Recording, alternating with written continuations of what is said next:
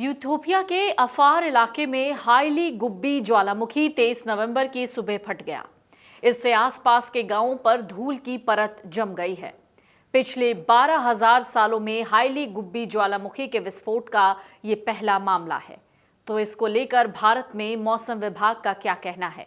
क्या भारत में कुछ ऐसा होने वाला है जिसके बारे में हमें पता नहीं है?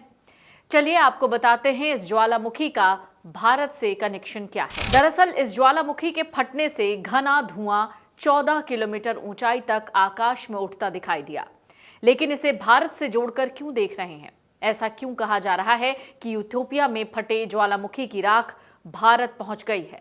और अगर ऐसा हो भी गया है तो इससे क्या होगा? दरअसल ज्वालामुखी फटने के बाद सैटेलाइट तस्वीरों में राख का बादल लाल सागर के ऊपर तैरता हुआ दिखाई दिया।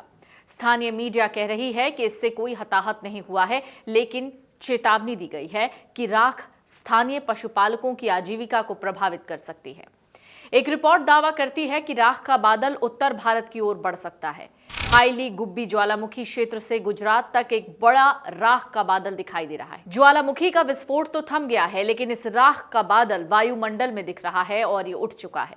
ये 100 से 120 किलोमीटर प्रति घंटे की रफ्तार से उत्तर भारत की ओर बढ़ा है। ये बादल आकाश में 15,000 से 25,000 फुट से लेकर 45,000 फुट तक ऊंचाई में फैला हुआ है। इसमें मुख्य रूप से ज्वालामुखी की राख, सल्फर डाइऑक्साइड और कुछ छोटे कांच या चट्टान के कण शामिल हैं। इससे आकाश में सामान्य से ज्यादा अंधेरा दिख सकता है और हवाई यातायात प्रभावित हो सकते हैं। इसलिए उड़ानों में देरी और यात्रा लंबी हो सकती है। राख के गुबार के भारत की ओर बढ़ने से दिल्ली समेत कई उत्तरी राज्यों के एयर स्पेस पर असर पड़ा है। इसलिए दिल्ली एयरपोर्ट पर हांगकांग, दुबई, जेद्दा, हेलसिंकी, काबुल और फ्रैंकफर्ट जाने वाली कई अंतर्राष्ट्रीय उड़ानों में देरी हुई। प्रमुख एयरलाइंस जैसे इंडिगो और अकासा एयर ने अपने ऑपरेशंस में बदलाव किए हैं। राख का गुबार पहले गुजरात, फिर राजस्थान, दिल्ली, हरियाणा और पंजाब के ऊपर से गुजरा। ये बादल ऊंचाई पर तेजी से आगे बढ़ रहा है। फिलहाल इस पर IMD यानी मौसम विभाग ने अपडेट देते हुए कहा है कि राख के बादल चीन की ओर बढ़ रहे हैं और मंगलवार शाम तक भारत से दूर हो जाएंगे। ये ज्वालामुखी जियोलॉजिकली एक्टिव रिफ्ट वैली में है, जहां 2 टेक्टोनिक प्लेट्स मिलती हैं। राख लाल सागर से होते हुए यमन और ओमान तक गई और फिर भारत की ओर बढ़ने लगी। कुछ जगहों पर बादल के पार्टिकल सतह पर गिर सकते हैं, लेकिन इसकी भी संभावना बहुत कम है। मौसम विभाग का कहना है लोगों को धूल भरी आंधी जैसा आसमान दिख सकता है, लेकिन जमीन पर नुकसानदायक पार्टिकुलेट मैटर का जमावड़ा नहीं होगा। लोगों को मास्क पहनने की सलाह दी गई है। हाईली गुब्बी ज्वालामुखी एक शील्ड टाइप है। इसमें हुए अचानक विस्फोट का मुख्य कारण धरती की गहराई में मौजूद मैग्मा का दबाव बनना माना जा रहा है।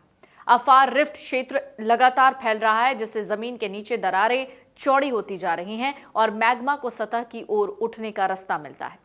लंबे समय से डीएक्टिव पड़े इस ज्वालामुखी में मैग्मा धीरे धीरे जमा होता रहा और जब ये प्रेशर सहन करने की सीमा से आगे बढ़ गया तो ये फूट गया।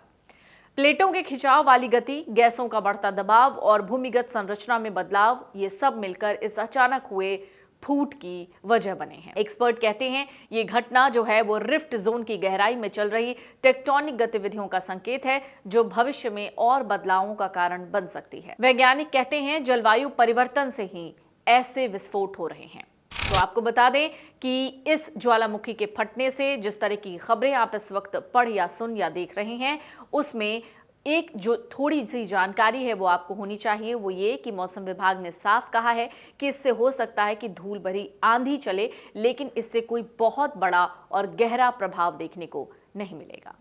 अगर आप ये वीडियो YouTube पर देख रहे हैं तो हमारे चैनल को सब्सक्राइब कर बेल आइकन दबाएं और Facebook पर देख रहे हैं तो हमारे पेज को लाइक करें।